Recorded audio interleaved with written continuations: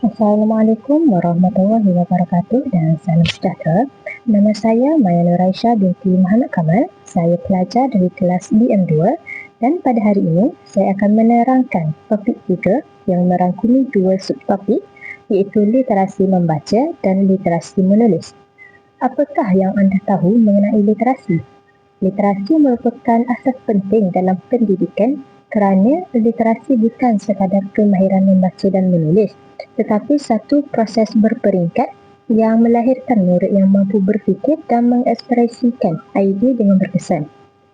Literasi membaca dan menulis ini berkembang melalui tahap-tahap tertentu. Jika kegagalan di satu peringkat ini boleh menjejaskan penguasaan di peringkat seterusnya. Saya terangkan dulu mengenai literasi membaca. Dalam literasi membaca, proses bermula dengan peringkat pra-bacaan yang menekankan kesediaan murid melalui input deria. Deria ini melalui telinga, penglihatan, pendengaran. Pada tahap ini, murid belajar mengenal bentuk, bunyi vokal dan konsonan serta mengembangkan kesedaran fonetik melalui pengamatan visual dan auditor. Seterusnya, peringkat yang kedua, murid bergerak ke peringkat bacaan mekanis yang memberi fokus kepada penahkodan, iaitu membaca secara teknikal dengan sebutan yang betul. Murid-murid dapat membaca dengan lancar, menggunakan intonasi asas dan mengenal perkataan. Namun, tak semestinya murid ini dapat memahami makna yang dibaca oleh mereka. Tahap terakhir ialah peringkat bacaan mentalis yang melibatkan proses kognitif yang tinggi. Murid mula membuat inference, mentafsir makna, menilai teks serta menjawab soalan tersirat dan merumus isi bacaan.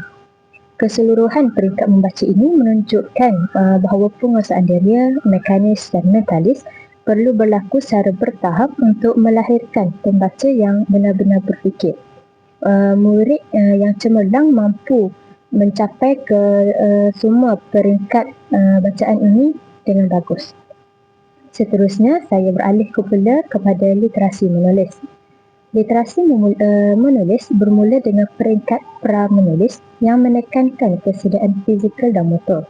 Murid belajar mengawal otot jari, koordinasi mata, tangan serta orientasi ruang melalui aktiviti seperti mewarna, menyurih dan latihan motor halus. Untuk cikgu-cikgu boleh mengaplikasikan untuk peringkat pra-menulis ini dengan memberikan murid-murid bermain plastisik ataupun play-doh bagi membantu mereka mengawal otot jari. Seterusnya, peringkat yang kedua adalah peringkat mekanis. Peringkat mekanis bermaksud penguasaan teknikal dalam membentuk huruf, menggunakan ejaan yang betul, tanda baca dan menulis ayat mudah dengan tepat. Seterusnya, kita beralih kepada tahap yang ketiga, iaitu tahap terakhir, peringkat pelahiran. Murid menzahirkan pemikiran abstrak dalam bentuk tulisan. Bermaksud, murid menyampaikan idea yang berada dalam minda mereka ke dalam kertas.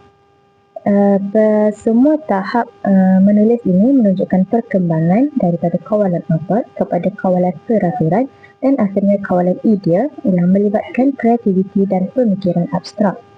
Hubungan antara membaca dan menulis adalah simbiosis. Membaca berfungsi sebagai input manakala menulis sebagai output dan kedua-duanya saling bergantung dan saling melengkapi.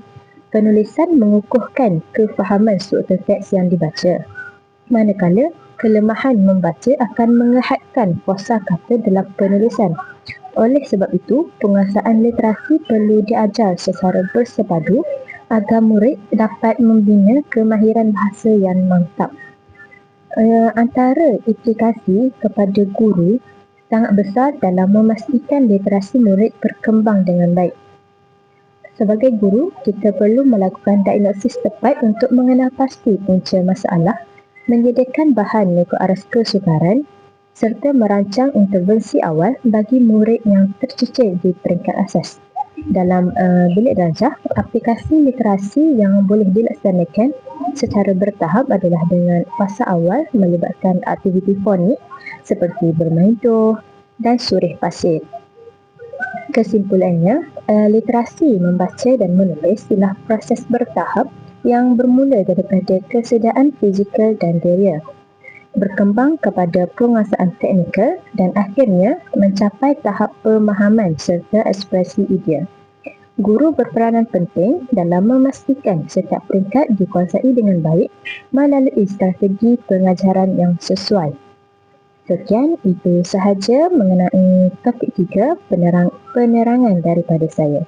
Sekian, terima kasih.